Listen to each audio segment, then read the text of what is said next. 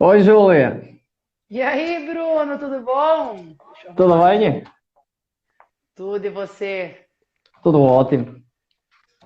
Tamo aí de novo, né, Bruno? Desta vez, a ver se é desta vez que dá tudo direito. Sim, vai dar sim. Acho que tá todo mundo menos ouriçado, agora tudo mais tranquilo, quem É, sabe agora o pessoal já se já acostumou a ficar em abrandou. casa.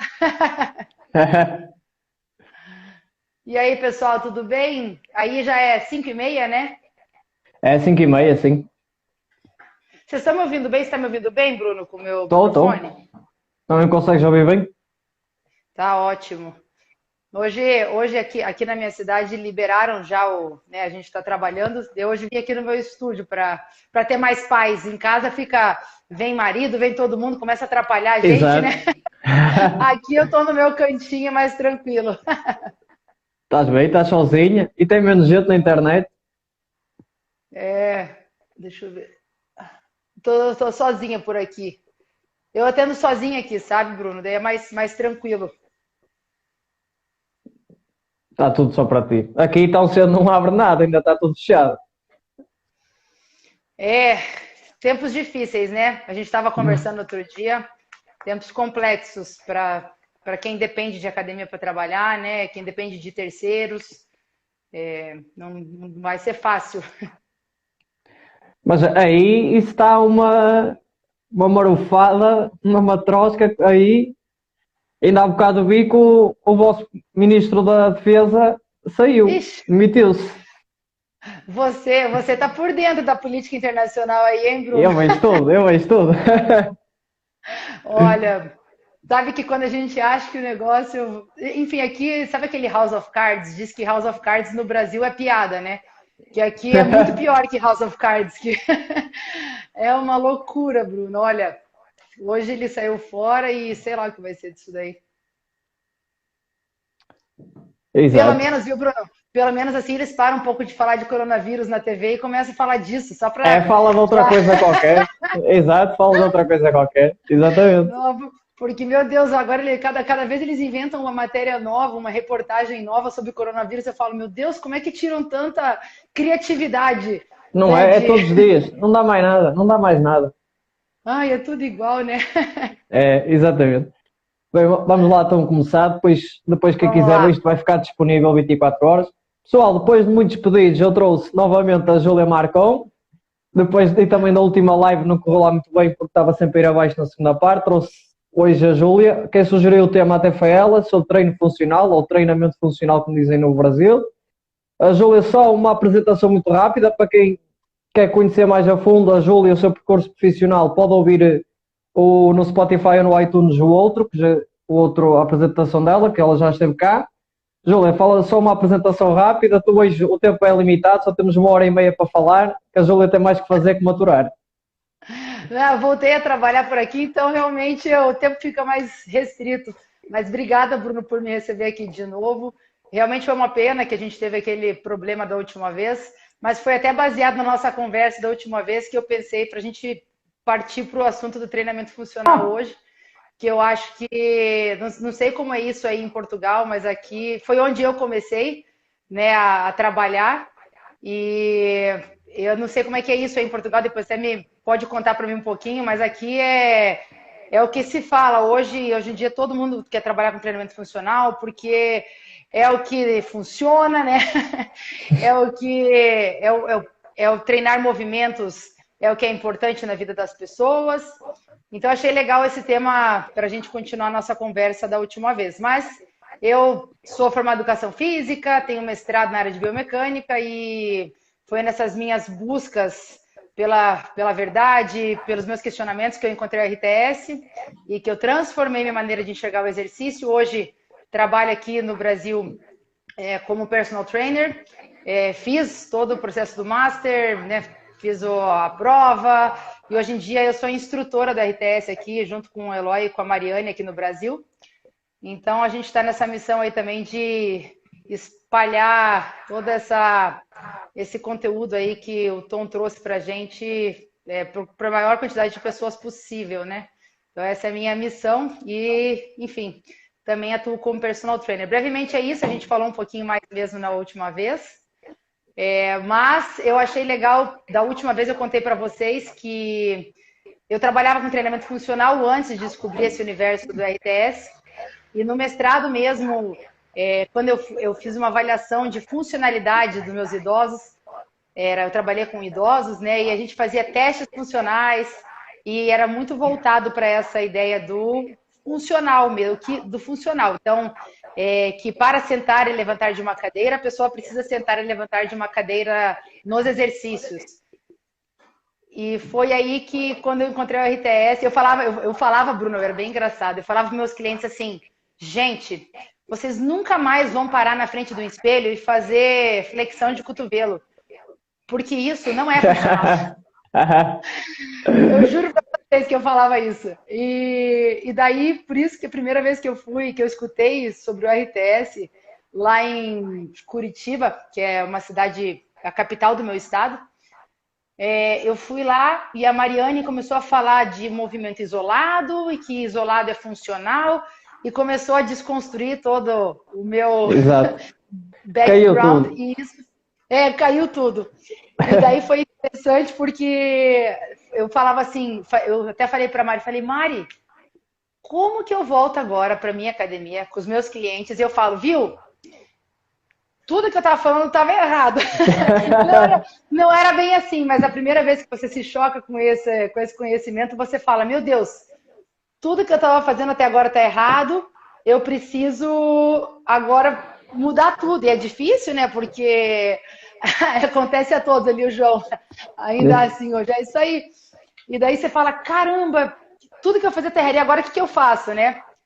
E daí eu optei por seguir o caminho mais difícil, que é ir atrás do conhecimento e chegar para o pessoal e falar, olha, a partir de hoje é diferente o negócio aqui. Agora a gente vai fazer exercício isolado para quem precisa ser feito. E até, sabe, Bruno, num primeiro momento, eu brinco assim que eu criei uma aversão ao treinamento funcional. Vira uma aversão, assim. Então você fala, daí eu acho que dentro do processo eu comecei a colocar, bom, todo mundo agora precisa treinar com controle, todos os exercícios têm que ser isolados, porque daí a gente entra nesse mundo, o perfil da resistência tem que ser adequado ao perfil da força, e a gente começa a se colocar algumas novas regras, né? E dentro do processo eu comecei, depois de um tempo, a entender onde era o local de cada coisa, a gente vai falar até um pouquinho disso, mas entender onde entra o treinamento funcional nesse processo, onde entra a função articular, e eu achei legal a gente bater esse papo, porque é uma desconstrução grande no mundo do exercício, né? Exatamente. Para quem não conhece tanto o treino funcional, em que é que consiste a premissa do treino funcional? O que é que eles vendem como treino funcional? O que é que um exercício tem de ter, no entender deles, para ser funcional?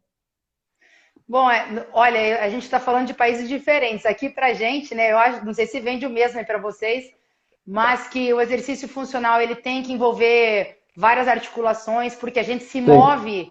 É igual. Então se move na dependência de mais de uma articulação, então tem que ser multiarticular, ele não pode ser isolado, ele tem que ser feito mais com peso corporal, tem que imitar os gestos da vida diária, né? Então é mais nesse sentido que gira por aqui. Não sei como é, se aí por aí é a mesma coisa. É a mesma coisa, é a mesma coisa. E depois tinha uma regra que eu salvo erro, porque eu tive de estudar isto na faculdade, no meu mestrado, porque isto saiu-me num teste, que tem de ter 4 coisas. Como é que é? Locomoção, desnivelação de nível ou qualquer coisa. Já não me lembro quais era. Multiplanar, né? O exercício tem que ser multiplanar, tem que ter as regrinhregrinhas. Tem uma, senão já não é. Eu lembro, eu vou te falar que especificamente assim, quando eu trabalhava, eu lembro disso. Realmente tem que ser multiplanar, tem que ter mais de uma articulação, tem que envolver a marcha, mais nesse sentido. Se alguém lembrar aí de mais alguma regrinha aí, pode colocar pra gente. Eu sei que são 4. Eu acho que também tinha rotação e era puxar e empurrar, ou coisa assim. Acho que é isso. Puxar e empurrar, locomoção, subir e descer e rotações. Tem que ter pelo menos 2 ou 3, acho eu. Isso aí caiu na prova aí até, Bruno? Caiu na prova. E foi o ano passado ainda. A instabilidade ali, a Júlia, tem que ter instabilidade também, né? É capaz, é. Eu já me esqueci. Isso. Eu só tive de saber isso para o teste. Eu fui para o teste a saber isto está mal, mas eu tenho que pôr que está certo, não é? Tem que passar na prova, né? Exatamente, tinha de passar na prova. E depois, uma coisa que muito interessante é que eles dizem que não pode envolver uma articulação e tem de ser com movimento, certo? E depois há um exemplo muito interessante que é, tens a prancha isométrica, que não há movimento, depois temos a extensora e depois tem o agachamento. A prancha e o agachamento são funcionais, mas a extensora já não é. Esse processo é muito interessante. Depois que a gente começa a se levar a pensar sobre tudo isso, é muito legal. Fala, bom, então a gente tem que ter movimento, o exercício funcional tem que ter movimento. Daí você vai realmente, um dos exercícios Movimentos icônicos aí rei. da prancha do funcional é a prancha. E a prancha não tem movimento, mas é um exercício. E daí a gente começa a questionar essas coisas. Bom, mas e por que será que uma extensora não é funcional e um agachamento é? E as pessoas ficam muito presas realmente ao movimento, à estética do movimento, à aparência do movimento, sem parar para pensar. Daí vai no que a gente vai conversar sobre o que gera esse Sim, sim, movimento, sim. né? Exato. E o que é o movimento, do que depende esse movimento. Então, eu acho que Claro. essas outros fatores não são levados em consideração nas bases, nos alicerces do treinamento funcional. Exatamente. Antes de avançarmos para tudo o que vamos discutir, tipo, se as máquinas são funcionais, aquela premissa de não treines músculos, treina movimentos, papapá, eu fui ver ao dicionário o que era funcional antes de começar esta live e tem três definições muito interessantes, que é, diz respeito às funções de um órgão ou aparelho, pronto para funcionar, bem adaptado pela configuração e dimensões à função respectiva. É que bastava só ler isto e percebemos, ok, a extensora é um exercício funcional.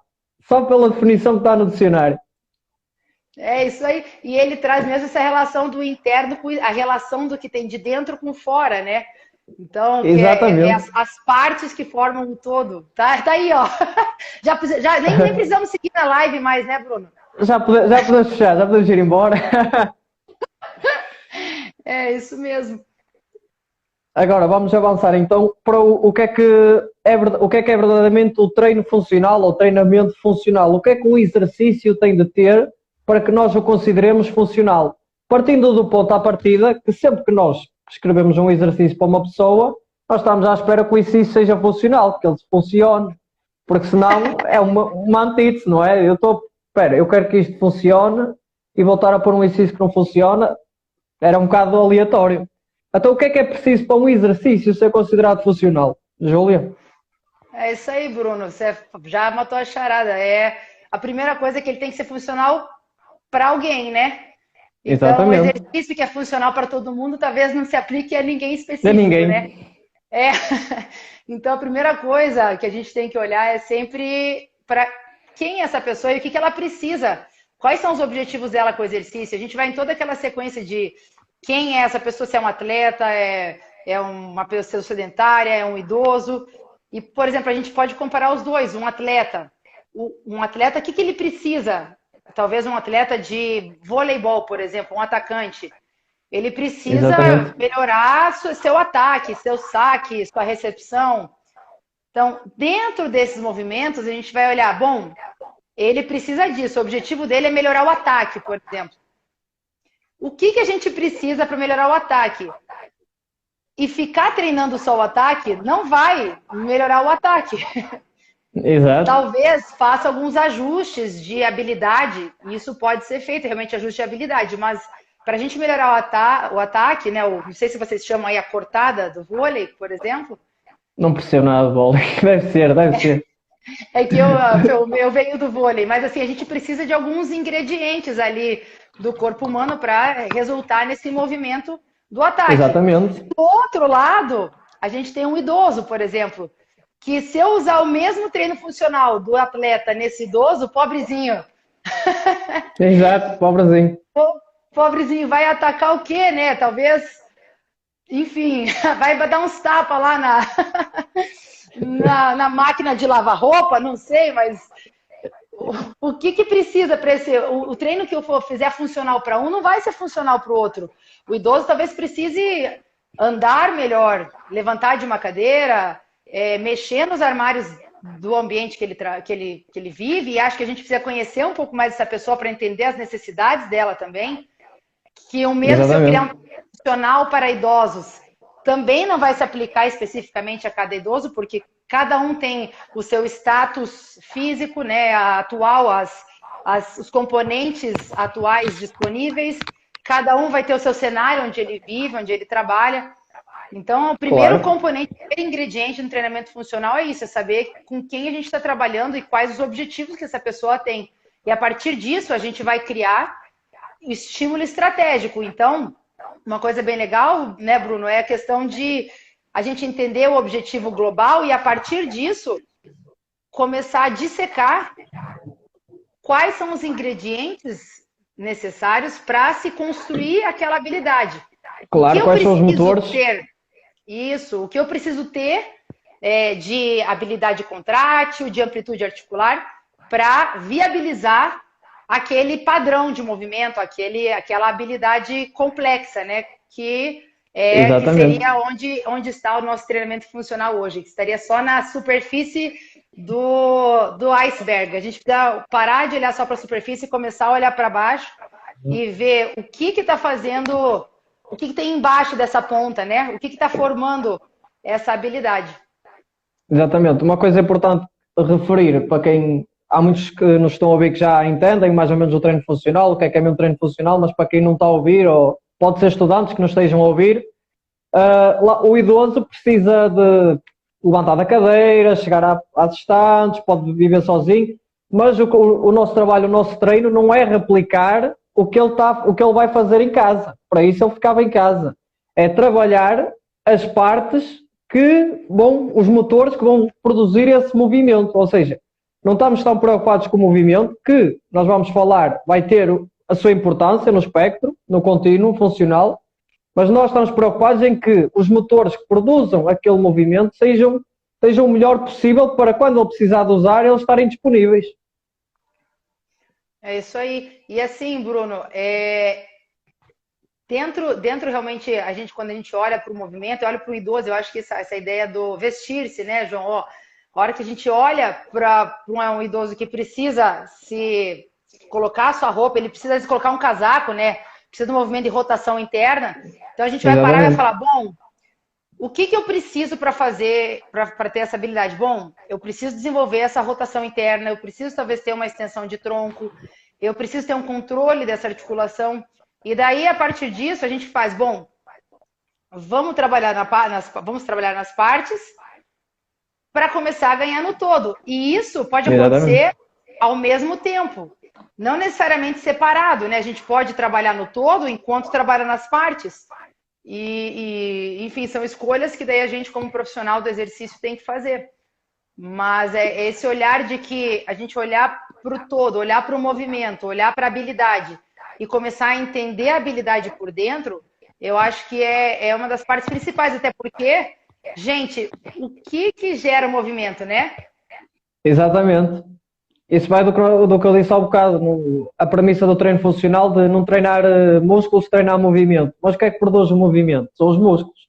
Por isso a gente tem que trabalhar os músculos para haver movimento. Isso, é perfeito. Porque as pessoas que olham só para o movimento esquecem que são os músculos que contraem, que atravessam aquela articulação e que fazem com que aquela articulação se mova no espaço. Se não fosse pelos músculos, aquilo não se moveria. E então a gente precisa ter o estímulo do músculo para fazer com que o movimento aconteça. E não tem nada de errado a gente ter esse trabalho mais isolado para depois fazer com que isso seja usado no trabalho conjunto, né? Exatamente. Por exemplo, nos idosos, que eu também é uma população que gosto de trabalhar mais com os idosos, porque é mais complicado. É um desafio maior do que uma pessoa que pode levar porrada. É verdade. É verdade. Ele precisa levantar da cadeira, e depois nós vamos falar disto, vai ser importante, e temos de ver o que é que ele precisa para se levantar da cadeira. Porque imagina, ele nunca treinou na vida. Eu não vou já pensar em fazer um agachamento. Exato. eu vou precisar, deixa ver, para levantar da cadeira, uma coisa importante, para onde é que a resistência, o peso do corpo dele o está a levar? Está a levar para baixo, para o sentido da gravidade. Então que músculos ali, que articulações estão envolvidas para que contrariam isso? E, por exemplo, quadríceps. Eu vou precisar do quadríceps, vou precisar dos extensores da coxa femoral para ele se levantar da cadeira. O movimento terá o seu papel mais à frente, porque eu também, ele no dia a dia, nós não vamos querer que ele levante naquele devagarinho, subir devagar, nós depois queremos uma performance externa e nós também podemos ensinar isso. Mas é importante perceber, exato, porque agora para entrar no tópico das máquinas, um idoso que tenha pouca força, isolar e colocá-lo numa extensora poderá ser uma coisa incrível para ele ganhar força que terá transfer depois para a sua tarefa. Porque uma coisa que acho que é legal a gente retomar, né, Bruno, e falar com relação a isso, é que quando a gente vai fazer um movimento, o cérebro ele vai orquestrar um movimento, ele vai pegar todo mundo que está disponível ali, aí quando a gente fala isso, músculo, né, pegar os músculos que estão prontos para me oferecer algum tipo de contração para usar naquele exercício específico. Então, eu acho legal essa analogia da orquestra, né, que o pessoal usa sempre, que se eu tenho o cara lá dos trompetes lá, se o cara ficou doente e faltou no dia da orquestra, alguém vai ter que fazer o papel dele, mas talvez vai cansar um pouco mais um outro instrumento, um outro músico, que talvez, né, teve que fazer o papel de duas pessoas. E aí a gente começa a entrar num processo assim de talvez fadiga de músculos que não deveriam participar, mas estão participando. Então, a gente trazer esse músico de volta e tentar fazer com que ele participe melhor na orquestra, para que essa orquestra toque de forma mais harmônica, isso é muito legal. Isso realmente vai fazer com que o exercício aconteça de uma forma mais apropriada, talvez, né? Exato, talvez, não sabemos, nunca sabemos. Isto é só a nossa. Uma boa analogia também poderia dizer no futebol, já que tem gente do Brasil e Portugal também adora o futebol. Uma equipa que estou a jogar com 11, passa a jogar com 10, os outros todos vão se esforçar muito mais para compensar aquele que está em falta.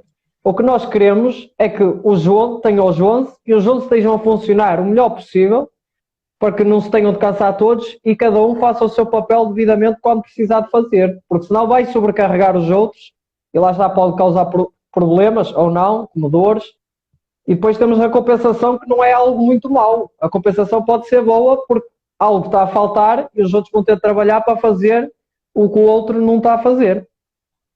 Na realidade a compensação, eu sempre brinco, é um sinal.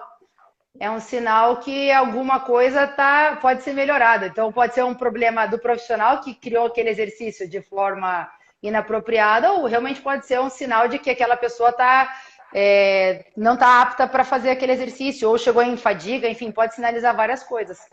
Mas sim, como você estava falando ali, a questão do exercício isolado, e a gente sabe que não existe muito um exercício isolado para uma articulação, né? Claro. Mas esse exercício que se parece isolado, que trabalha uma articulação só, ele sim vai trazer benefício na orquestra total, no time de futebol, né? Então, se um jogador fica mais forte, fica mais rápido, ele agrega ao time inteiro, né? Então, exatamente. A gente tem que essa ideia de que máquinas não são funcionais e que só movimentos e agachamentos são funcionais, cai por terra quando a gente tem esse raciocínio de entender o que está acontecendo por dentro. Exatamente. Lá está. A extensora é sempre o exemplo mais fácil de nós falarmos. E agora podemos entrar no tema das máquinas. Como é que tu tiveste? Eu nunca tive formação de treino funcional. Tu que tiveste, o que é que eles dizem? Que argumentos é que eles usam para não utilizarmos as máquinas de musculação no nosso treino? Até, Bruno, eu não cheguei a fazer uma formação de treinamento funcional, mas okay. Eu utilizava essa filosofia de que tinha que treinar movimentos, de que treinar os movimentos isolados não era apropriado, porque outra coisa que eles dizem também é que isso traz desequilíbrios musculares. Ah, que a claro. gente fica muito forte, por exemplo, com os flexores do cotovelo. Enfim, isso vem junto. Mas a ideia é essa, de que, como eu estou movendo uma articulação só, no dia a dia, eles dizem que a gente não move, a gente não fica parado e vai tomar uma água, por exemplo, só flexionando o cotovelo. Que você faz o movimento completo. Mas a gente vai cair naquela história, né? De que para fazer a flexão de cotovelo, o ombro tem que estar trabalhando direitinho, o cotovelo também, músculos do antebraço, todos os músculos, todas as partes do movimento tem que estar atuando de forma ótima, mas no todo, né? Claro. Exatamente. Uma coisa que eles também dizem, que eu já ouvi falar, é que tudo o que nós precisamos para dar o treino cabe num saco.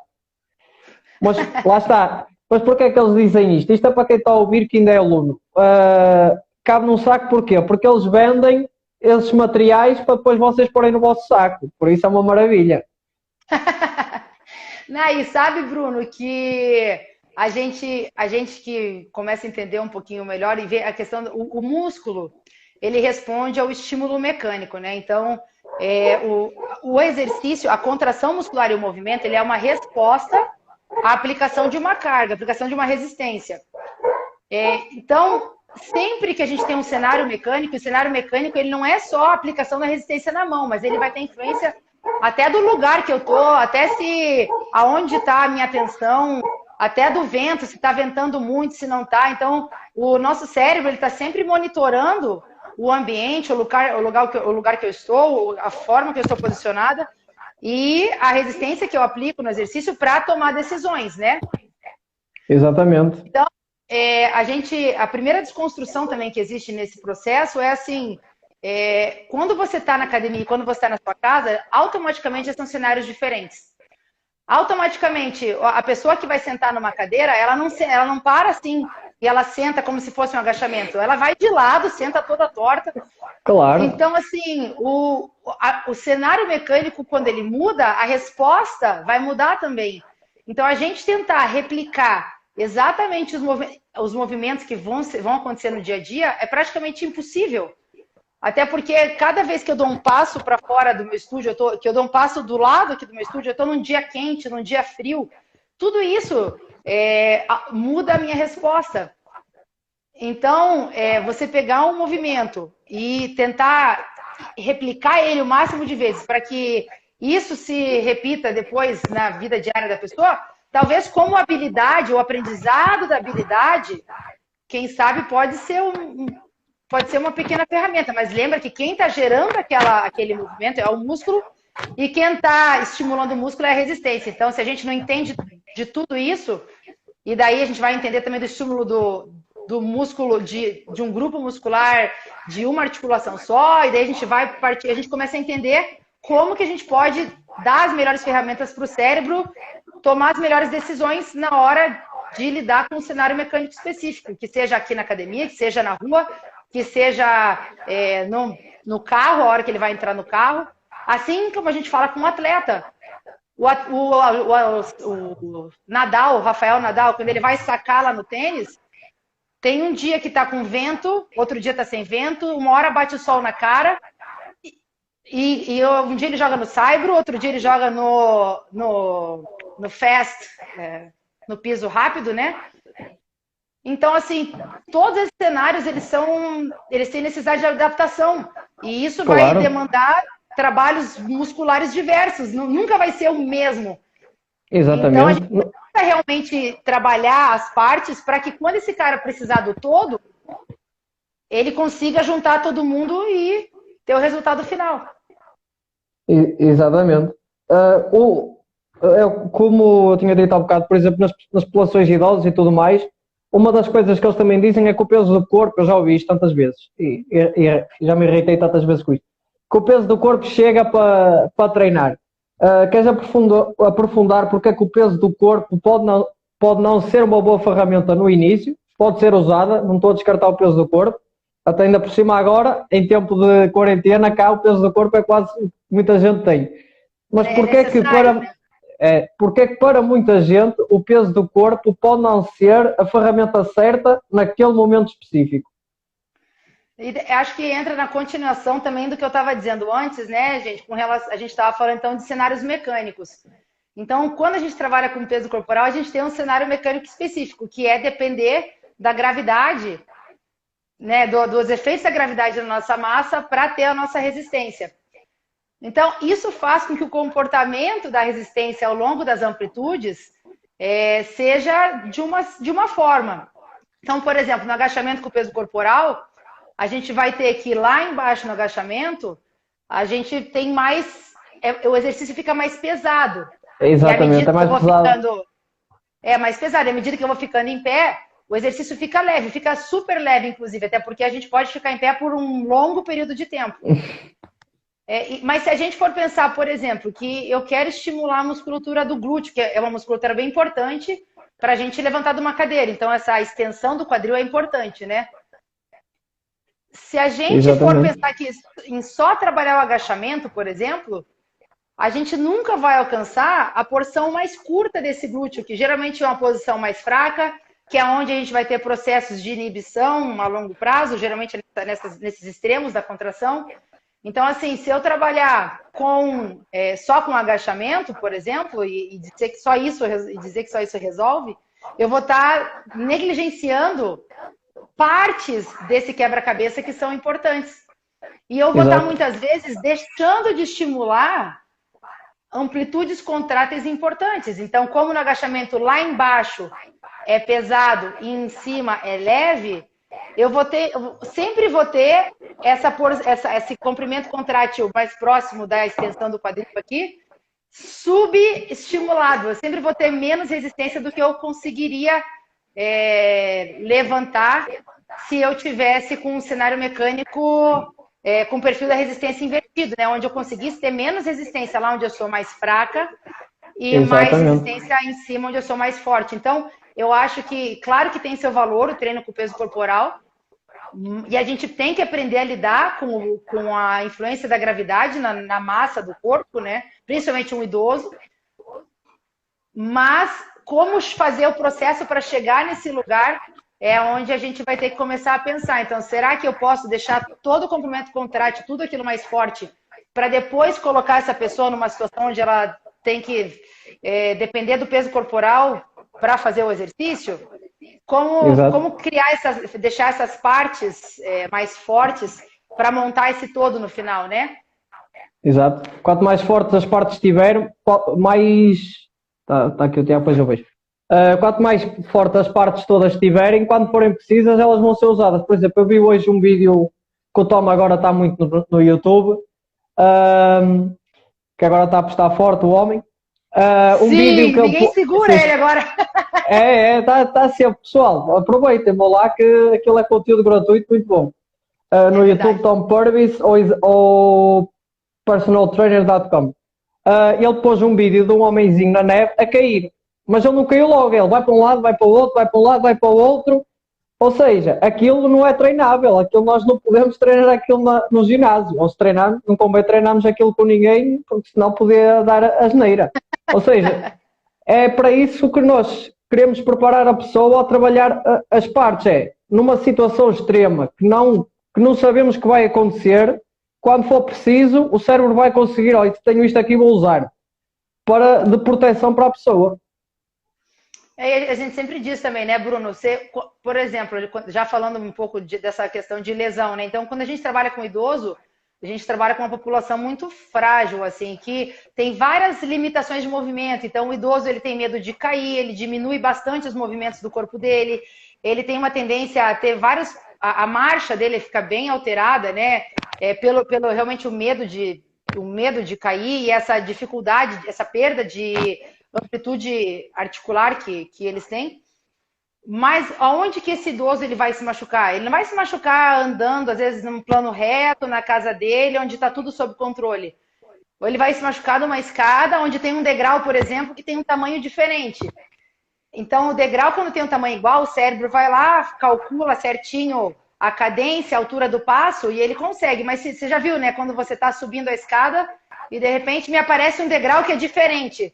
Ou a descer, que pensas que está lá o degrau e não está o degrau. Sabe, Então, assim, para essas situações, principalmente, que a gente tem que também preparar o sistema muscular desse idoso que vai ter que talvez recrutar músculos que talvez eles estavam ali, mas não estavam talvez atuantes nesse sistema, e que de uma hora para outra isso foi necessário. Então, quando a gente está caminhando e pisa num buraco e torce o pé, se eu não estimulo os extremos de uma contração, se eu fico sempre estimulando as mesmas amplitudes, com a mesma resistência, o mesmo perfil de resistência, sempre da mesma forma, quando isso sair de um padrão normal, por exemplo, um tropeçar, um torcer o pé, se aquele músculo que for requisitado não tiver lá para dar suporte, aí que a gente começa a ter problema. E com o idoso isso pode ser um problema sério, porque o risco de quedas em idoso é elevadíssimo. O tempo de resposta dele já é mais atrasado, né? Eles têm um tempo um pouco mais lento de resposta aos estímulos. E a gente entra em várias consequências assim que leva a óbito do idoso. Então, assim, se a gente fica no agachamento, por exemplo, e não estimula a porção curta do glúteo, pode ser que no momento que isso for requisitado, isso for necessário, isso não vai estar lá disponível. E aí a gente pode vir a ter um problema na hora, né, vai ter uma contração e isso não acontece. Ou, enfim. Exato. No início falaste um bocadinho do perfil de resistência, perfil de força. Podes, só de uma maneira simples, depois quem quiser pode aprender com o RTS Brasil ou cá em Portugal, por exemplo, com o KXS, sobre esta parte da mecânica do exercício. Podes dar o que é o perfil de resistência, o que é o perfil de força, de uma maneira introdutória simples, para quem nos está a ouvir e desconhece? Eu vou falar rapidinho sobre... Para entender isso, Bruno, é importante a gente entender o conceito de exercício, né? Claro. E realmente o Tom conseguiu trazer isso de uma forma bem clara para a gente conseguir entender como que isso funciona. Então, o exercício, ele é um cabo de guerra entre o músculo e a resistência. Então, eu pego um halter na minha mão e para eu mover esse halter, eu tenho músculos aqui dentro do meu corpo que vão contrair para ganhar dessa resistência que o torque, que o halter está oferecendo ou perder. Então, quando a gente fala em cabo de guerra entre a resistência e os músculos, a gente fala cabo de guerra entre dois torques, porque o halter, ele tem uma distância da articulação e é isso que vai dar a habilidade que ele tem de rodar esse sistema. E nós nos movemos também em arco. Então, a capacidade que esse músculo tem de contrair numa distância do eixo representa o torque que esse músculo consegue gerar nessa minha articulação. Então, quando a gente fala em cabo de guerra, a gente fala em cabo de guerra entre dois torques. O torque da resistência e o torque do músculo. Ao longo de uma amplitude de um exercício, a gente vai ter variações nesse torque. Tanto da resistência quanto do músculo. E são essas variações de torque que a gente chama de perfil. Perfil é um comportamento. Então, assim, é uma curva de comportamento. Então, por exemplo, numa flexão de cotovelos com halter, o meu halter, quando está lá embaixo, a gente tem de pouca distância da articulação. Então, eu vou ter 0 torque. Depois eu aumento essa distância. É uma distância perpendicular, só para... enfim, então eu estou sendo bem superficial. Bem, só para aqui, explicar, sim. É a menor distância entre essa linha da força e o eixo, né? Então, essa linha, isso vai se afastando, vai aumentando esse torque, depois vai aproximando do eixo, vai diminuindo esse torque. Então, essas variações no torque da resistência, que sai de um torque mínimo, vai aumentando e vai diminuindo, isso a gente vai chamar do perfil da resistência desse exercício. Tá?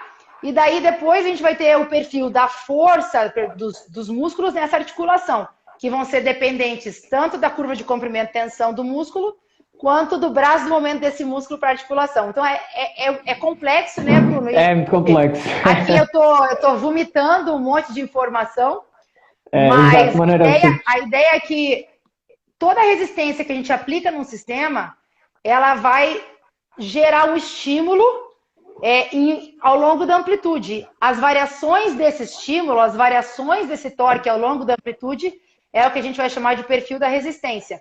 E quando a gente vai falar do músculo, as variações do torque muscular ao longo de uma amplitude é o que a gente vai chamar de perfil da força. E isso vai variando o tempo todo ao longo dos exercícios. Então, quando a gente Exato. estava falando ali do agachamento, por exemplo, lá embaixo no agachamento, o braço do momento da resistência fica muito grande para as articulações. E é por isso que o sistema em si, eu fico mais fraca. Eu não fiquei muscularmente mais fraca, não é que eu fico o meu músculo ficou mais fraco, não, é que o meu sistema ficou mais fraco lá embaixo, porque o braço do momento da resistência ficou grande. E à medida que eu levanto, eu tenho um braço no momento menor para minhas articulações e aqui eu vou ter uma resistência menor. Então, nesse caso, por exemplo, do agachamento, lá embaixo, o meu torque nas articulações vai ser grande, o torque da resistência, né, nas articulações, e depois vai diminuir. Então, esse seria o perfil da resistência de um exercício de agachamento com peso livre. Exato. Quem quiser aprender mais sobre isto, no Brasil temos o RTS, em Portugal quem quiser aprender pode aprender no Master de Treino de Força da XS. Não sei se o Pedro ainda está aqui ou não, mas é muito importante aprender isto. Estava. Agora no podemos... fundo, Bruno, isso não é essencial a gente entender isso, né? Sim. E assim, se você trabalha com exercício e se você nunca parou para olhar para isso, é um conhecimento que deveria estar na universidade, e é uma pena que não está. Porque isso que cria o exercício. E se a gente não entende do estímulo, a gente não entende da resposta, né? Sim, na que eu andei, por acaso já está a melhorar, já se fala disso. Olha que legal. A gente trabalha muito nos livros antigos de biomecânica, e você vê numa biomecânica muito laboratorial, e que isso não se aplica ao exercício, né? Aqui a gente tem também agora alguns professores que conhecem o RTS, começam a ter esse olhar e começam a levar isso para a universidade também. Mas realmente a gente precisa entender disso para entender de exercício. Então, se você não entende, se você nunca ouviu falar disso, dá uma pesquisada aí com a XS, com o RTS no Brasil, ou com o Tom Purvis ali, agora com umas aulas que está disponibilizando, que isso é um divisor de águas para o profissional. É essencial esse conhecimento, né? Sem sombra de dúvidas. Agora, depois disto, pode passar para a performance interna e a performance externa, sim. Tu disseste depois de tirar o RTS, ficaste, porra, agora tem que estar tudo ajustado, está tudo errado, o que é que eu vou fazer? Acho que quase toda a gente que aprende isso passa por isso. Eu também já passei por isso e agora podemos falar um bocadinho sobre isso.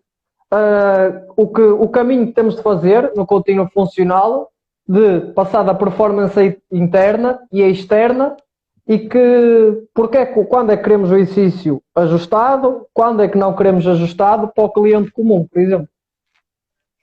Então, a gente vai, acho que, para a ideia que eu acho que é mais legal, assim, é primeiro saber o que a gente está considerando função, né? E eu acho que, como a gente está... Lembra que a gente está olhando lá, né, de cima do topo do Everest, lá para baixo, né, para a base. Exato. Então, o movimento é o topo. Agora, dentro a gente vai ter, bom, o que eu preciso ter para fazer esse movimento? E daí eu chego, por exemplo, no agachamento e falo, bom, eu preciso ter extensão de joelho, extensão de quadril, íntegras, né?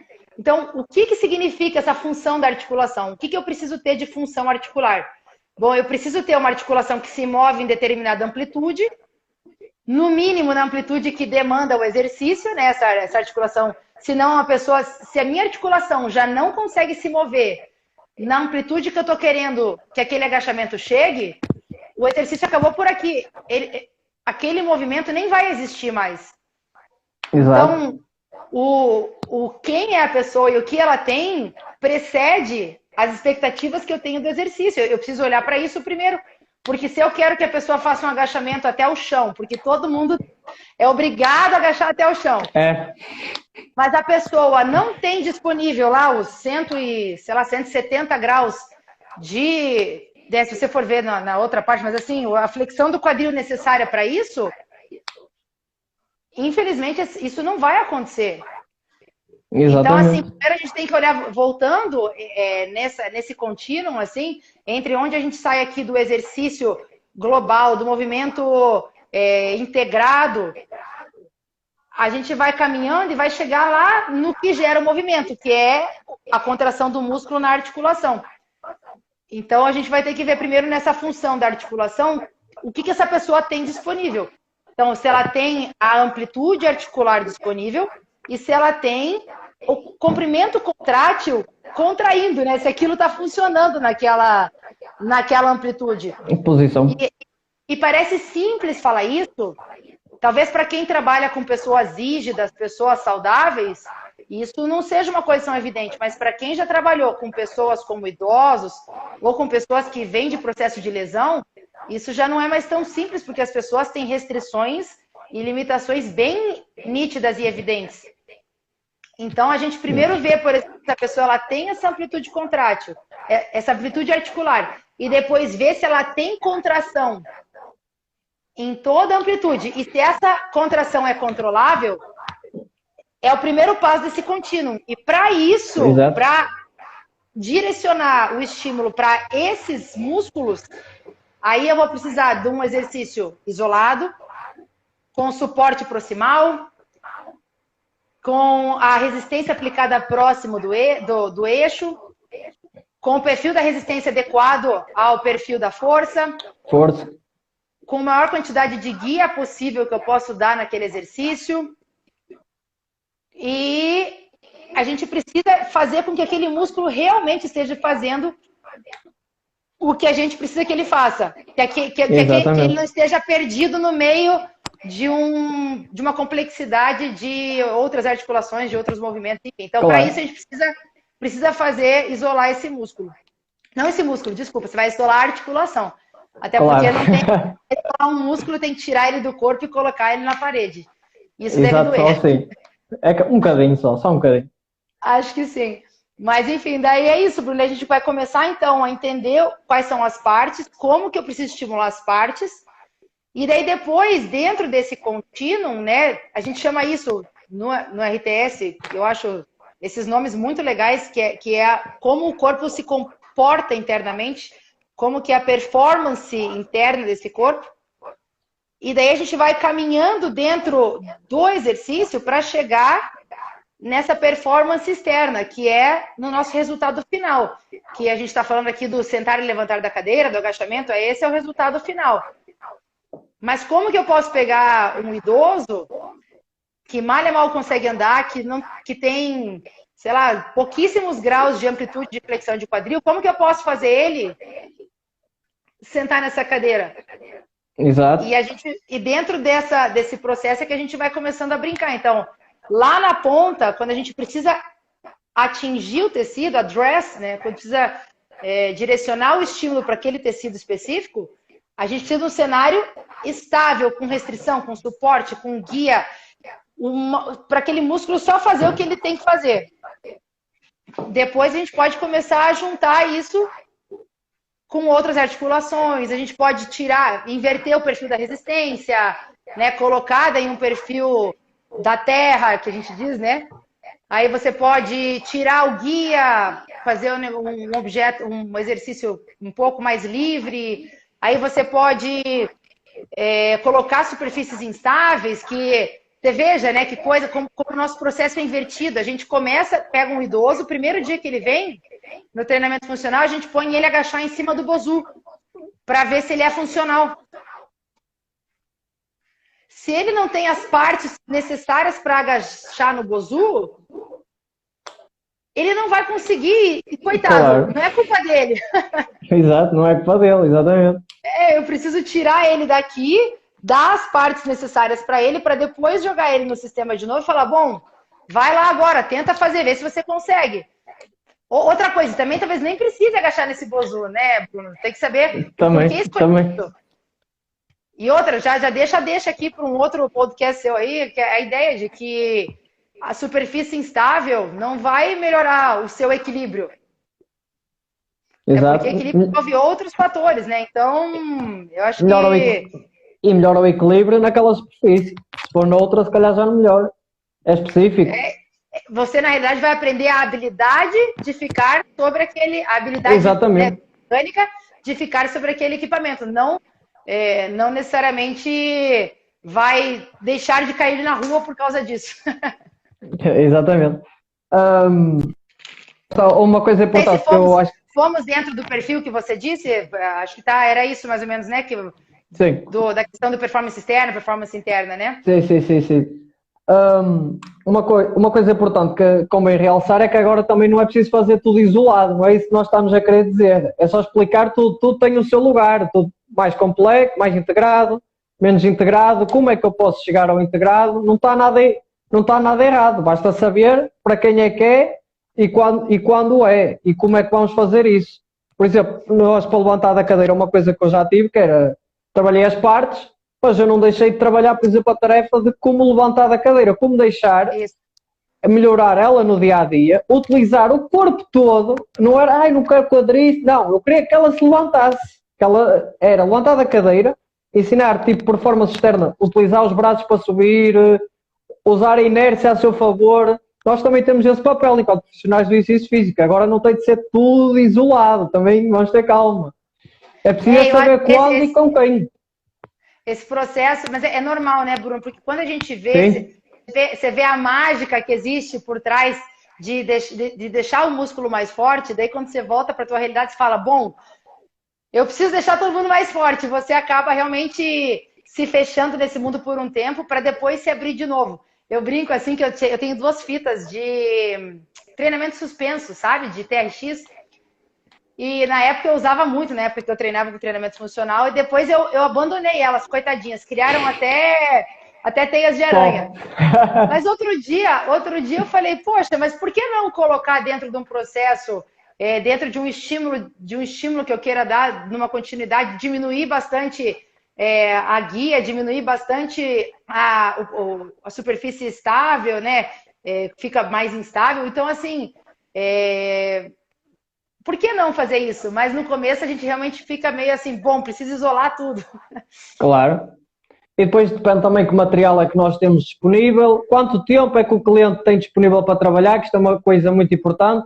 Se ele só tiver 2 vezes por semana, pá, eu vou querer melhorar as partes, mas eu se me foco só em isolado, eu não tenho tempo para tudo. Ou seja, eu, através do integrado, eu posso focar trabalhar aquela zona. Há partes que eu se calhar vai ter de ser, eu vou ter de ir lá cirurgicamente, mas há outras partes que eu posso ir através do integrado. Por exemplo, eu posso conseguir trabalhar os meus rotadores da coluna através de uma puxada dorsal, porque o dorsal é um bom rotador da coluna, por exemplo. Conhecendo o corpo e a física, podemos manipular muito isto e o material que nós temos disponível para isso, porque se eu só tenho um TRX, eu vou ter de trabalhar com TRX, não é? Não, e é perfeito, e assim, é o que a gente tem acontecido agora, inclusive, que você falou do treinamento em casa, né? Se eu tenho só o peso corporal, o conhecimento da resistência faz com que a gente consiga tirar o maior proveito do equipamento que a gente tem disponível. E assim, claro que a gente gostaria, todo mundo gostaria de ter todos os cenários possíveis para trabalhar, mas não é essa a realidade das pessoas. Então, a gente começar a entender o objetivo do cliente, o objetivo do exercício, e a partir dele, começar a criar exercícios voltados para esse objetivo e, a partir da criação desses exercícios, usar o que a gente tem disponível da melhor maneira possível, eu acho que é isso que, no final das contas, é o que vale. Exatamente. Né? Porque, assim, Bruno, eu, aqui no meu estúdio, agora, eu consegui comprar meus equipamentos, mas até há pouco tempo atrás eu tinha só um estúdio de treinamento funcional, era o que eu tinha na época. Então eu tinha polias, tinha o Smith Machine só.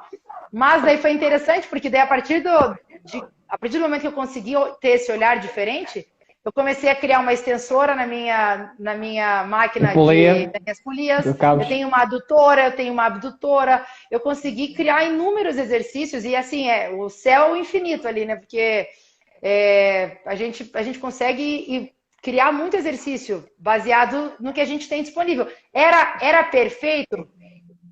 Às vezes era, às vezes não era. Mas assim, era o que eu tinha e dava um bom resultado. Então, se eu conseguia construir um exercício adequado ao meu objetivo, né? Exatamente. Agora, e outra coisa que é importante falar é que o exercício pode não ter o perfil ajustado, como nós dissemos, pode não ter de usar a máquina, mas o objetivo pode não ser só, quem fala muito bem disto é o Tiago Rocha, não sei se ele ainda está aí, já foi embora. Depois eu mando o Instagram dele, porque ele é uma área mais completa. Eu tenho ele. Pronto. O exercício pode ter outras vantagens que não só... A nossa visão é um bocado focada na mecânica do exercício, na contractibilidade, mas há outras coisas que podemos estimular com o exercício físico. Ele fala melhor que isto do que eu, que ainda sou muito leigo nessa área, não quero entrar muito por aí. Ou seja, nós podemos estar a olhar, depois de ter esta visão inicial, aquilo está desajustado, mas lá está, quem é aquela pessoa, qual é o objetivo que eu tenho com aquele exercício para aquela pessoa. Mas uma coisa, Bruna, até que eu acho bem legal falar aqui, é que assim, a gente realmente tem um olhar, esse viés da mecânica, né? Mas Exatamente. uma coisa que a gente tem que pensar é que a gente nunca pode violar a mecânica em detrimento de um objetivo. Então até tem um cara aqui que eu acompanho aqui nas redes sociais, que trabalha com dor crônica, e às vezes ele estimula outras dores para tentar aliviar a dor crônica. Não é a minha área de dor. Mas veja, a hora que ele cria um cenário mecânico que agride outra articulação, Sim. em prol de um objetivo que é melhorar a dor crônica, Claro. a gente nunca pode, né, abrir mão da mecânica em função de um outro Claro. objetivo. Mesmo que você tenha um objetivo mais mental, mais neurológico, neuromuscular, mas que seja outra coisa, a mecânica ela sempre vai vir embasando Claro. o estímulo que você está dando, né? Acho que isso é importante, porque às vezes a gente para e olha, bom, agora eu vou olhar para a dor crônica. Mas, poxa, quem está dando estímulo, existe o estímulo mecânico para as articulações, né? Exatamente. Então A eu primeira acho bem regra... importante. Exato, a primeira regra do exercício vai ser ele não fazer mal. Logo aí, tem que ser logo a primeira regra. Portanto, Perfeito. pode não melhorar, mas pior não pode fazer. Bem, pessoal, estamos quase a acabar a primeira hora, depois vamos ter só mais meia hora, porque a Júlia tem de trabalhar, não é como muitos de nós que fazemos nada. E agora não me matem, porque eu disse isto, estava a brincar, também estou só a brincar, que eu já nestes 3 dias fui atacado nas redes sociais porque dei a minha opinião, é o mal dar opiniões. Nós vamos voltar agora para a segunda parte, são 15 segundos, voltei atrás, está bem, Júlia? Eu já te mando convite. Até já, Tá pessoal. ótimo, até mais. Oi, Júlia. E aí, Bruno? Pronto, vamos só esperar um bocadinho para ver se ficamos mais ou menos com o mesmo número de pessoas que estava antes. Estava mais ou menos nas 20. Eu só tenho aqui mais uma ou duas perguntinhas. Tranquilo. São 6h30 aqui, aí são 2h30. Temos meia hora, está certo. Bruno, a gente ficou um pouco em quarentena e agora teve que sair e agora tem que trabalhar, sinto muito. Agora eu não tenho mais o tempo disponível, é difícil, meu Claro. Deus, estava com correria.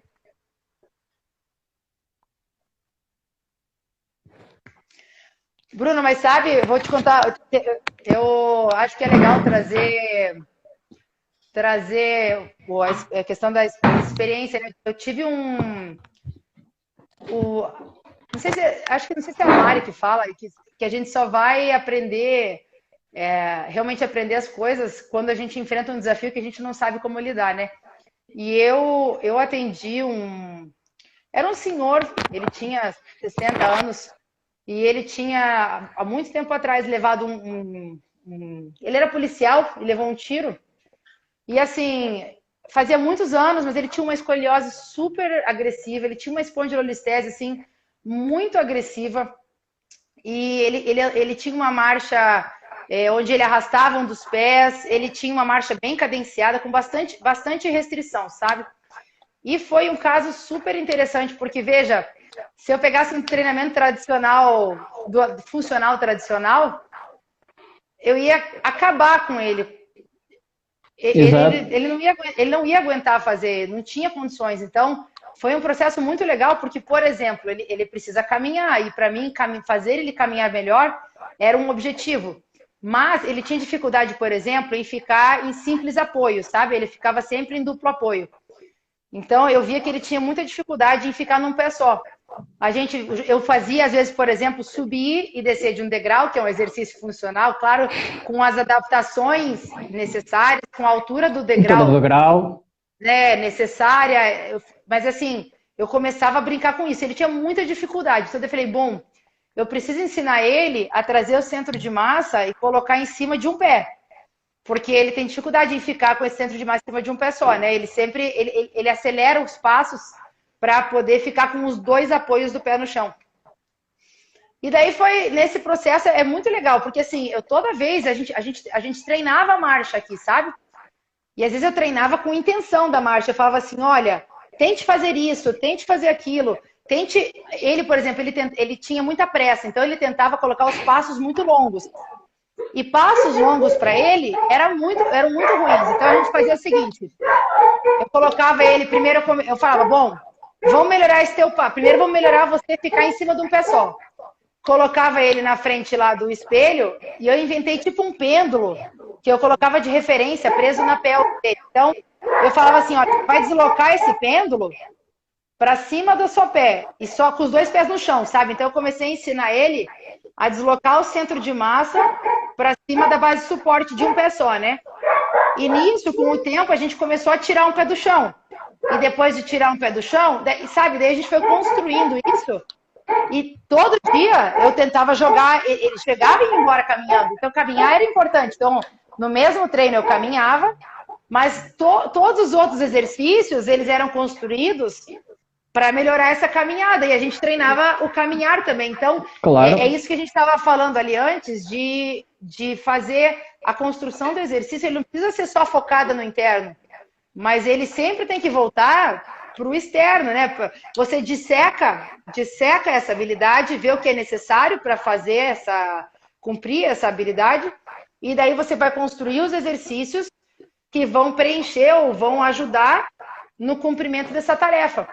Mas eu acho bem legal trazer essa experiência do dia a dia, porque, veja bem, Bruno, se fosse naquela época antes de eu ter conhecido tudo isso, coitadinho, acho que ele nem chegaria até mim.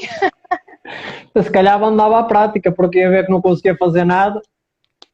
Coitadinho, sabe? No final das contas, isso também acho que é interessante. Quando a gente vai ver, existem muitas pessoas que têm dificuldades. Só que essas pessoas às vezes nem chegam aí na academia porque porque não existe pessoas para trabalhar com esse tipo de gente, né? Que tem limitações, que tem restrições.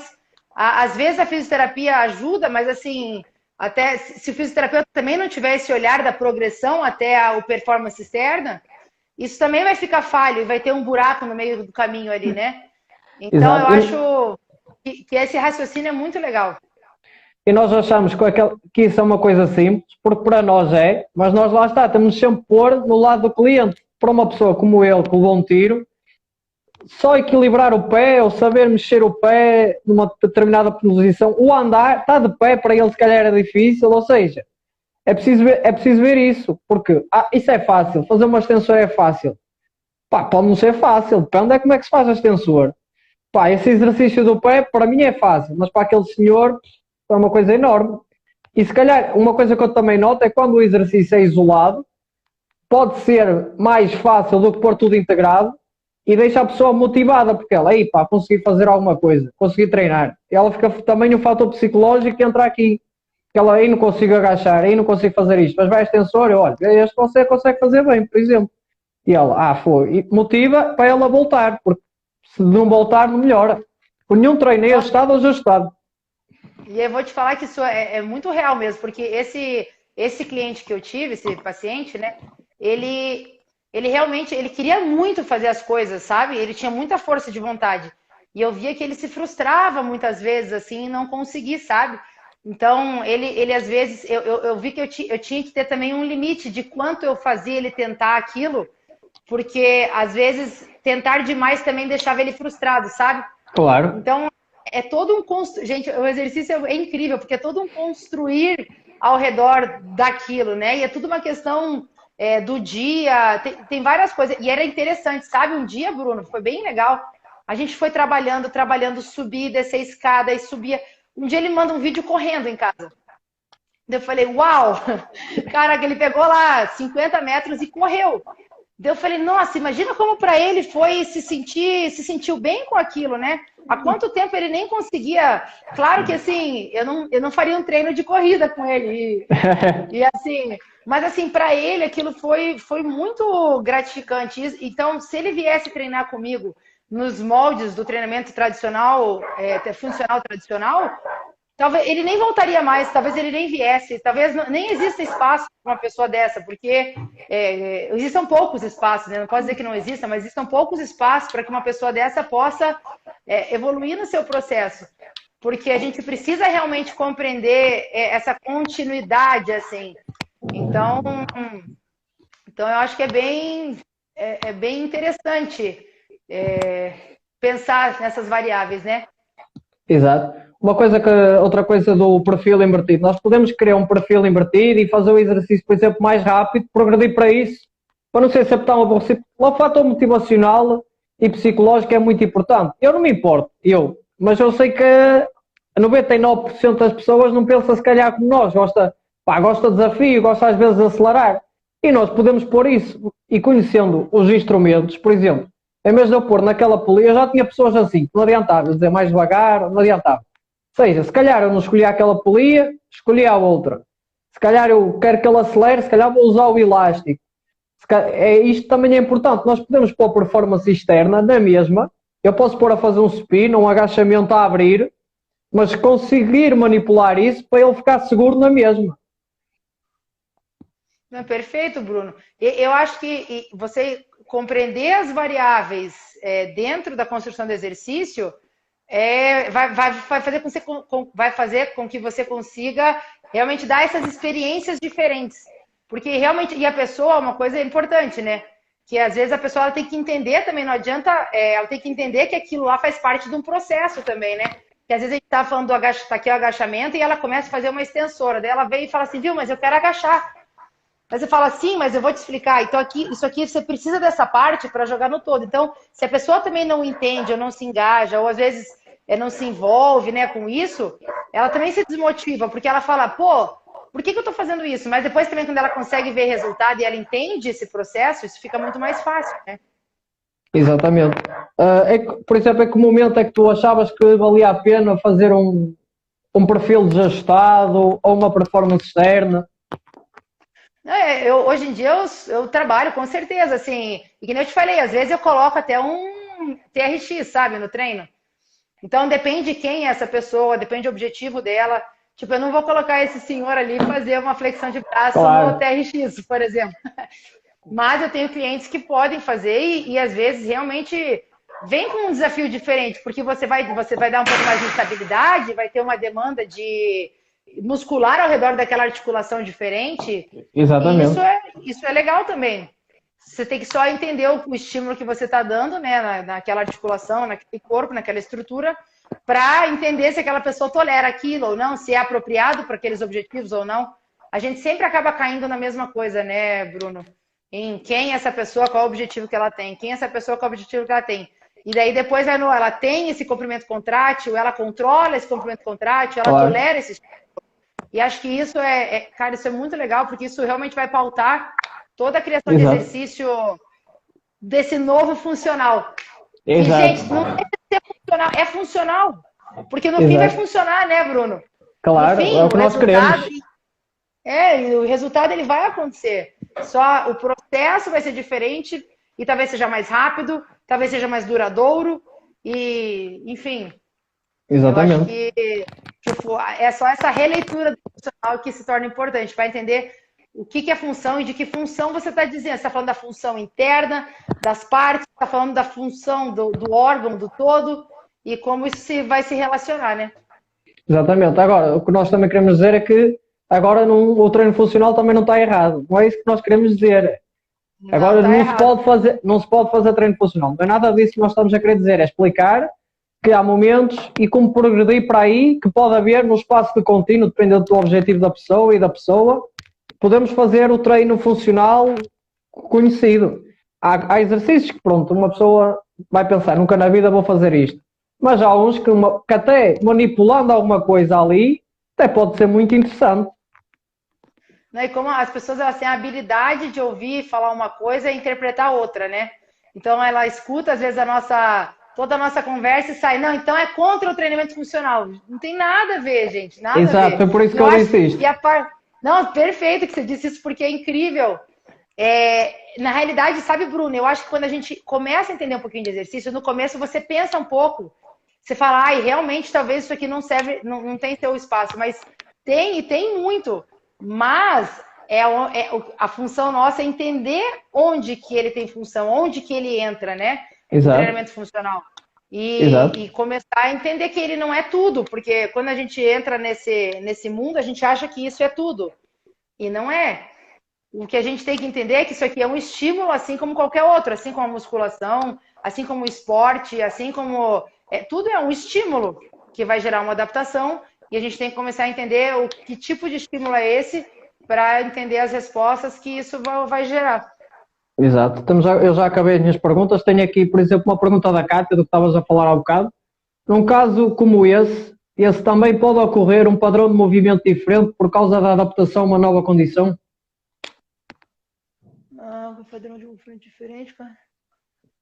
Olha, Kátia, quando a gente dá o cérebro na hora de fazer a orquestração, ele dizem, né, Bruno, não é minha área de especialidade, mas dizem que a Não é gente minha. tem a gente tem alguns trajetos neurais que são mais fortalecidos, assim, né?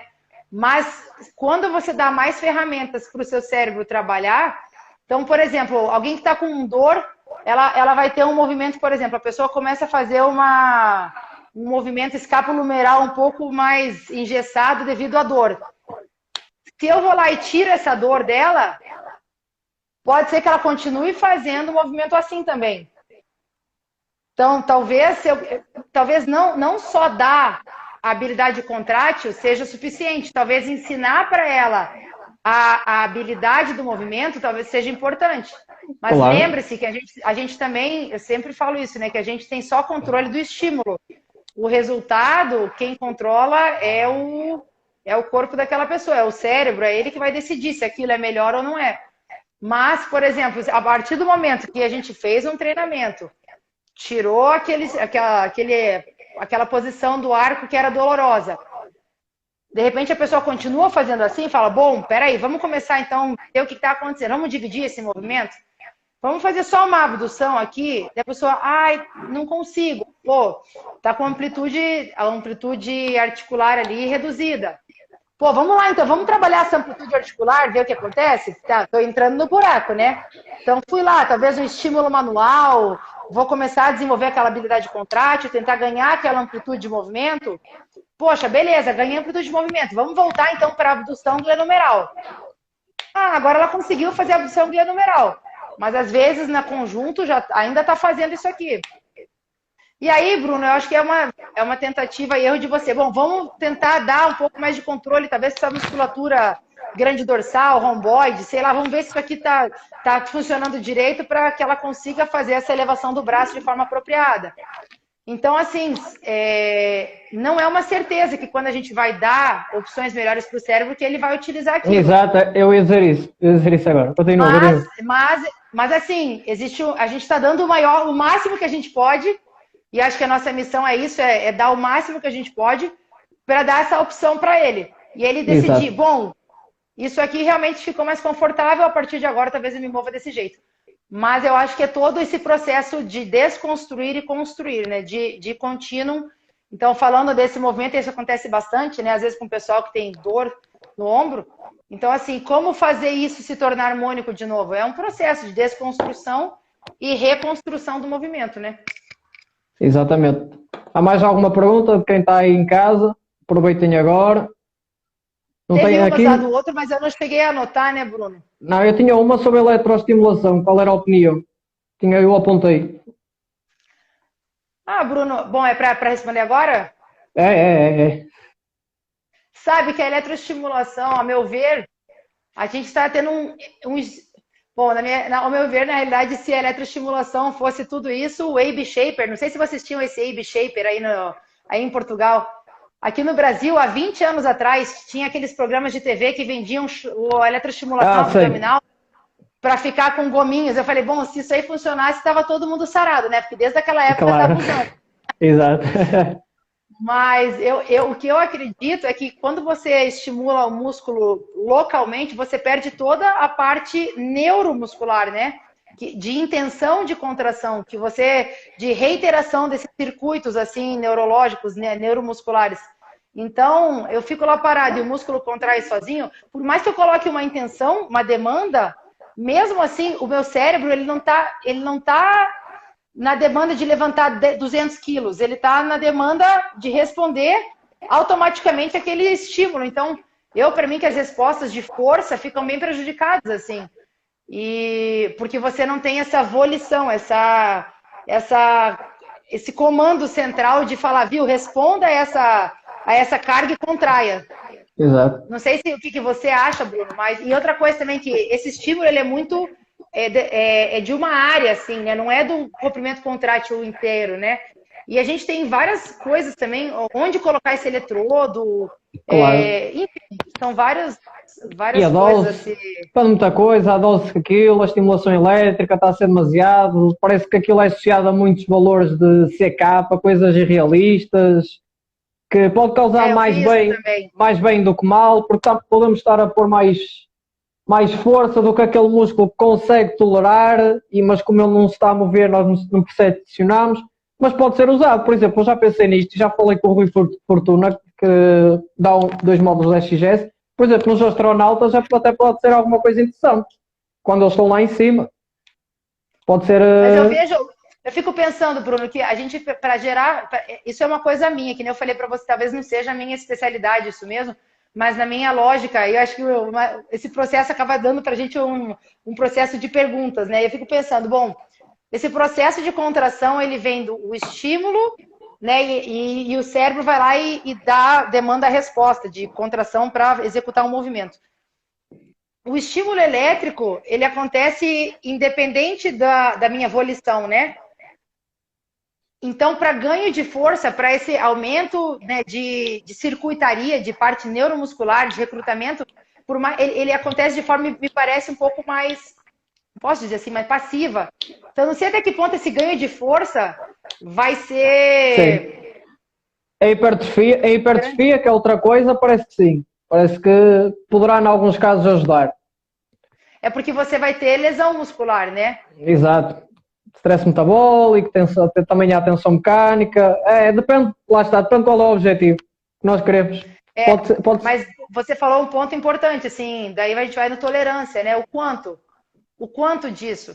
Eu sei, eu vi outro dia um relato, agora não sei se foi do pessoal daí ou daqui, mas de alguém que foi fazer uma estimulação elétrica e ficou com o corpo tão dolorido, a pessoa ficou tão dolorida e foi dosar essa parte tipo, era como se ela tivesse com uma doença e praticamente falência renal. Porque tinha sido um estímulo muito agressivo, sabe? E daí Exato. A pessoa depois, ela foi só retirar o estímulo que isso normalizou. Então, assim, talvez para aquela pessoa aquilo era muito. Então, como saber o que é, o quanto é bom para cada um, né? Lá está. E não é uma parada, quando nós estamos a treinar voluntariamente, quando não dá mais, nós paramos. Aquilo parou, já não dá mais. Ali não, podes pôr meia hora, que aquilo dá meia hora. É verdade. O Tiago Rocha fala melhor sobre isso, ele já fez um post sobre isso. Ô Bruno, e eu acho assim que nada a gente pode dizer, eu vejo assim, falar assim, nossa, isso não serve para nada, né?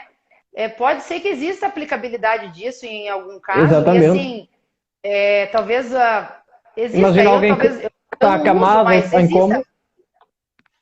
Entendeu? Então, assim, existe, eu acho que a gente não pode... talvez abominar as coisas sem antes entender como elas funcionam. Eu realmente vou te falar, eu não posso dizer se funciona ou não, porque claro. Eu nunca usei. Eu já experimentei. E assim, eu fiz a parte de estimulação na parte de fisioterapia, mas não como exercício, assim, sabe? Sim. Então, assim, o que eu penso só é essa parte neuromuscular mesmo, que me vem à mente agora, assim. Mas, também assim, já pensei nisso. Vai que um dia seja uma coisa que eu precise, sei lá, eu preciso de um estímulo elétrico para, sei lá, para algum motivo, talvez seja uma opção. Então, não descarto também, né? Exatamente. Eu já fiz isso, não achei lá muita piada. Foi na universidade no primeiro semestre, terceiro ano, lá fui eu disse que queria fazer e fiz. Que era fazer uma rosca de bíceps, era uma série, e era 10 segundos a subir, 10 segundos a descer, e acho que era quando eu estava a descer, aquilo começava a dar choque. E quando eu ia para cima, aquilo parava a dar choque. Eu fiquei, sem exagero, fiquei com 12 dias com o bíceps a doer. Mas a doer, tipo, Uau. eu, pá, tocava, doía, mexia um bocado, doía, era horrível. Foi horrível. É horrível. Aquilo é horrível. É muito. E daí Para também a gente mim, pode. Entra em várias coisas também, né, Bruno? A questão da dor. A gente estava falando disso, inclusive, essa semana no Treine Sem Dor, lá no meu canal, junto com o Eloy, e explorando essa questão da dor, que a gente. Por que será que dói tanto, né? Porque a gente poderia, talvez, ter um. Se fosse um estímulo menor, por exemplo, com menos influência, será que não daria o mesmo resultado sem dor? E, enfim, eu exato. acho que também. Quem tem um brinquedinho desse aí tem que começar a explorar essas possibilidades, mas levar em Claro. consideração tudo isso que você disse, assim, né? Que é um estímulo externo que não é, né, não é a gente que para, a gente tem que entender, olhar para esse músculo, ver se tem fadiga, Exato. se não. Enfim, né? Não é tão simples quanto parece. É uma complexa, é outro mundo. Entra muitos outros É isso fatores. mesmo. Eu realmente, como eu falei, não sou uma especialista nisso, mas quando me vem isso à mente, eu tenho lido bastante, assim, é isso que eu penso. Exato, eu também penso mesmo que aqui não há resposta, não há troca de informação cérebro-músculo, músculo-cérebro. Posso estar a dizer asneiras. Não sei. Já estou já a É, dizer, para não me caírem em cima depois, acho eu. Bruno, mas sabe que esse canal que você dá aqui é muito legal, assim, pra gente bater esses papos. E assim, que nem a gente, quem fala isso, acho que é a Mari, ela fala assim, com certeza amanhã eu vou estar errada.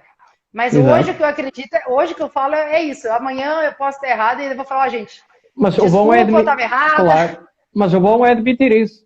Eu, por exemplo, estou a escrever a minha tese agora e eu não escrevo nada. O stress metabólico é associado a aumento de massa muscular. Estou a escrever a introdução. Eu nunca escrevo ou parece que, a evidência parece sugerir que, talvez, eu digo, é quase sempre, parece que, porque ali funcionou. Eu não sei se noutra pessoa aquilo vai funcionar. Ali, Por ó, isso, já estão isso foi te foi de tal outra aí. história. Não, isso foi de outra história ontem. Foi de outra história ontem. Não, é brincadeira. Mas é isso mesmo, Bruno. A gente, hoje o que eu disse hoje é o que eu talvez acredite hoje, e amanhã pode ser outro dia, ou, amanhã Claro, pode ser, não, é outro dia e minha opinião pode ser outra. exato. Mas o bom é não ter medo de admitir que uma pessoa estava errada. Eu digo as Com neiras, já disse certeza. as neiras e vai ser sempre assim. É isso aí, a gente tem que ter cuidado com as palavras, mas também tem que tentar trazer esse conhecimento para as pessoas, para fazer as pessoas refletirem também, né? Daqui a pouco daqui Claro. de hoje na live sai uma pessoa daqui hoje que vai lá pesquisar sobre isso e traga um conteúdo novo e nos E nós ensine um aprendemos pouco com mais. ele. E aí vai, né? E aí assim vai, é isso aí. Exatamente. Pessoal, alguém tem alguma pergunta? Temos 5 minutos para acabar só. Se não tiverem perguntas, vamos dar por terminada o 11º episódio. É o ciclo da vida. Acho que não tem mais perguntas. Bem, Sabe, Júlia, para encerrar, só diz. encerrar, hoje estava falando com uma amiga minha, a gente estava falando o seguinte, que é o que a gente sabe. Então pensa que a gente está em cima de uma ilha pequenininha, em cima das coisas que a gente sabe. E com o É, tempo vai chegando umas pecinhas novas, a gente vai aumentando um é, pouquinho essa quantidade de coisa que a gente sabe. Mas a gente enxergava antes até ali, né? Achava que o oceano acabava ali. Quanto mais você aumenta a sua área que você está em cima, maior você vê exato, que é a quantidade de coisa que você não sabe. claro, Então, aprender a lidar com essa ideia de que a gente sabe pouca coisa, então claro, é eterno. No começo é meio chato, né? Mas você fala, bom, eu vou ter que lidar com isso o resto da claro, vida, então exatamente. Isto foi, por exemplo, é como nos descobrimentos, quando nós chegámos ao Brasil, nós não sabíamos o que é que estava para lá, nem sabíamos que aquilo havia, nós fomos parar aí sem querer, pelo que dizem na história, que a suposta era para baixo, a gente foi para lá, e foi é dar aí. verdade. Por isso, E vieram é para cá. como, é como no mar, uma pessoa só vê mar à frente e diz, não tem lá nada, vai remando, remando, remando, depois começa a ver terra e olha, afinal há mais para lá. E acho que isso é o que acontece na nossa área cada vez que nós estudamos. É isso aí. Então, acho que é muito legal. Parabéns você aí por essa ideia de trazer as pessoas, de fazer as pessoas, de questionar, né, tudo isso e trazer pessoas para levar os outros a questionarem também sobre todos os cenários. sobre todo, né, esse mundo do exercício, mas cada dia que vai passando a gente vai evoluindo nesse processo e Claro, eu acho que é isso essa que é a graça de tudo isso, né? É curtir a viagem, né? exatamente. Bem, não há perguntas. Júlia, obrigado por teres aceito mais uma vez o meu convite. Desta vez foi tudo direito, perfeito, não correu mal, foi top. Pá, muito Deu obrigado. certo. Pessoal, sigam a Júlia no Júlia RTS, sigam a Júlia na página dela Treino Sem Dor, é assim, não é? Treino Sem Dor, que ela dá Isso dicas aí, muito treino sem dor. boas e até podem mandar para os vossos alunos, que é uma coisa mais voltada não tão para profissionais, mas para pessoas comuns. Júlia, obrigado a todos que nos ouviram aqui no Instagram, que nos ouviram no Spotify, que nos ouviram no iTunes. Júlia, obrigado mais uma vez por teres aceito o meu convite e tudo de bom e que aí corra tudo bem no Brasil. Ai, que seja. Brigadão, Bruno. Gente, obrigada sempre pela audiência e por vocês serem tão queridos aí com a gente aqui do Brasil. Essa ligação é muito legal. Um dia eu Exato. vou para Portugal aí visitar vocês, viu? Eu também vou aí um dia, vou poupar dinheiro para ir aí, não é barato, já estive a ver e é caro. Não, não vai É se caro. arrepender, que aqui é bonito também. Eu conheço Portugal, mas eu conheço antes do RTS. Acho que depois do RTS minha experiência vai ser melhor, viu? Claro, Vou conhecer pessoas portuguesas mais bacanas aí, acho. claro, sem dúvida. Obrigada, tá, gente? Tchau. Beijo.